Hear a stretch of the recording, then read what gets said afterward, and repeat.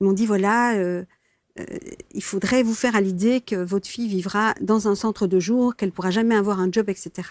Et de nouveau, deuxième étape, j'ai dit non. Je n'accepterai pas ça parce que je sais, au fond de moi, qu'il y a d'autres solutions. Et là, elle est vraiment, depuis toute petite, elle était très en contact avec les animaux, avec les chevaux, avec les poneys. Et là, elle va rentrer dans un centre où on fait beaucoup d'hypothérapie avec les chevaux. Et ça a été vraiment un déclencheur incroyable. Et j'ai su que c'était vraiment la bonne piste. Ça, ce témoignage-là, ce genre de témoignage-là, on en a eu des dizaines comme ça, de dire au contact des animaux, et particulièrement des chevaux dans l'équithérapie notamment, voilà. À quel point c'est extraordinaire. Mais ça a été extrêmement révélateur parce que du coup, elle a trouvé sa place.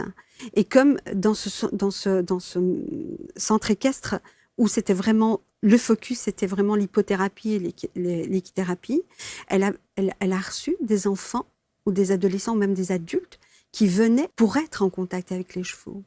Et donc, elle a observé le fonctionnement, enfin, c'est comme si elle était en miroir à d'autres niveaux. Et sa perception a commencé d'elle-même a commencé à évoluer très fortement à ce moment-là.